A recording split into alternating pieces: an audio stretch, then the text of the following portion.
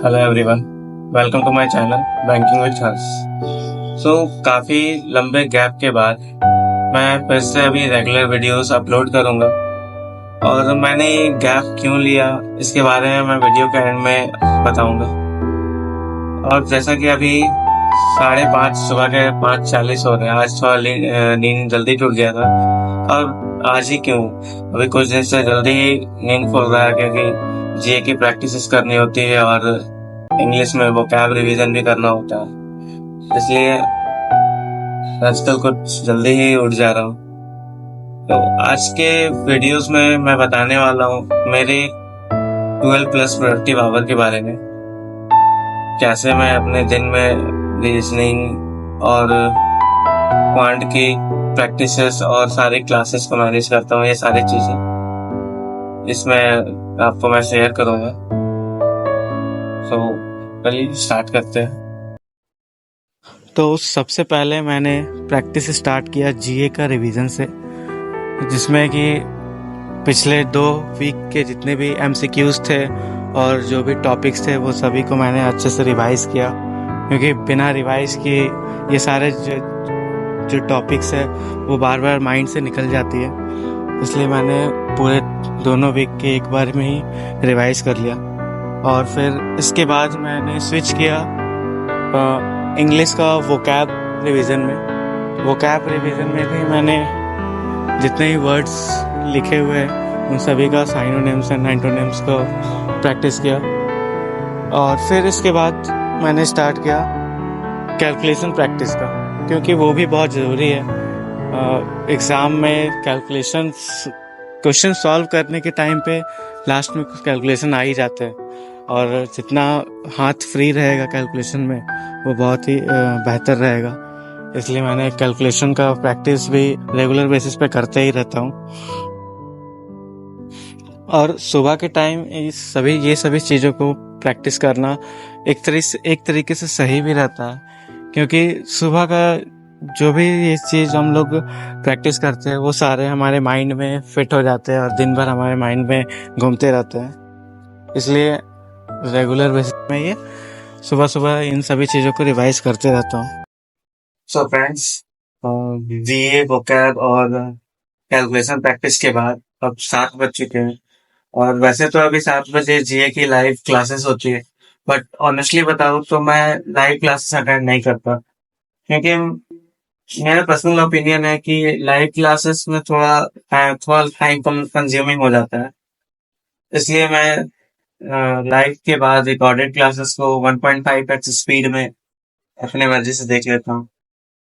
और आज वैसे सावित्री पूजा भी है और मम्मी फास्ट रखी है, तो अभी जाके फ्रेश हो जाता हूँ, क्योंकि मम्मी पूजा करके आएगी और प्रसाद हम लोग को खिलाने के बाद ही खुद खाना खाएगी। इसलिए फ्रेश होके रेडी रहना पड़ेगा। अभी बज रहे हैं 9 और मैं फ्रेश होके रेडी हो चुका हूँ। हालांकि अभी मम्मी का पूजा कंप्लीट नहीं हुआ है, तो उससे पहले मैं ब्रेकफास्ट करके फिर अपने स्टडी रूटीन स्टार्ट करूंगा। तो बैंक ऑफ बड़ौदा का मॉक टेस्ट से मैं स्टार्ट कर रहा हूँ, क्योंकि मैंने अभी बैंक ऑफ बड़ौदा का फॉर्म भरा ऑफिस असिस्टेंट का। तो सबसे पहले मैंने स्टार्ट किया क्वांट के मॉक से, जिसमें क्वेश्चन के लेवल्स अच्छे खासे थे। अराउंड 25 क्वेश्चंस थे, जिसमें मैंने 18 क्वेश्चन ही अटेम्प्ट कर पाया मैं। इसका रिजल्ट आ चुका है, इसमें मैंने 18 क्वेश्चन, जैसा कि मैंने बताया कि अटेम्प्ट किया था, और इसमें एक क्वेश्चन गलत हो गया, जिसके कारण मेरा जो स्कोर है वो 16.5 आया है। क्वांट्स का मॉक टेस्ट के बाद मैंने दिया रीजनिंग का एक मॉक टेस्ट, जिसमें 40 क्वेश्चंस थे, जिसमें मैंने अराउंड 38 क्वेश्चंस कंप्लीट किए और 2 तो मैंने छोड़ा है, 35 एंड 37। ये नहीं आ रहा था मुझे। तो चलिए देखते कितना नंबर इसमें बनता है मेरा। अभी भी 8 मिनट्स बचा हुआ ही है मेरे लिए। सबमिट करते हैं, सबमिट टेस्ट।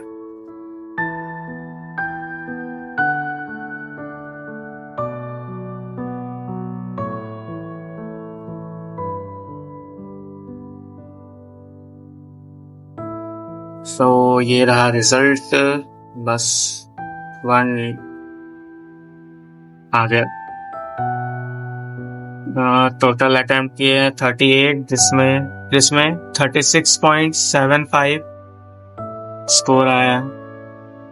परसेंटाइल देख सकते हैं यहाँ पे दिया हुआ है 81.1, एक्यूरेसी 97.37।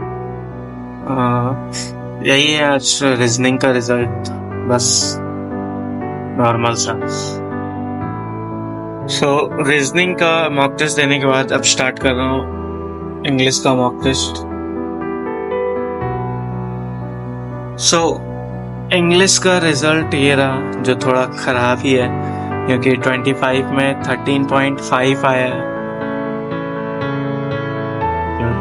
उसमें लगता है थोड़ा और मेहनत करना ही होगा, बहुत ही कम है, एटलीस्ट 20 तो आना ही चाहिए।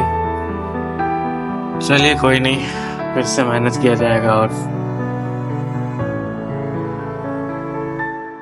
सो क्वांट्स, रीजनिंग एंड जीए का मॉक टेस्ट देने के बाद अब मैं कर रहा हूँ self study. So that's it for today. मिलते हैं आपसे नेक्स्ट ब्लॉग में एक नए दिन और नए एनर्जी के साथ।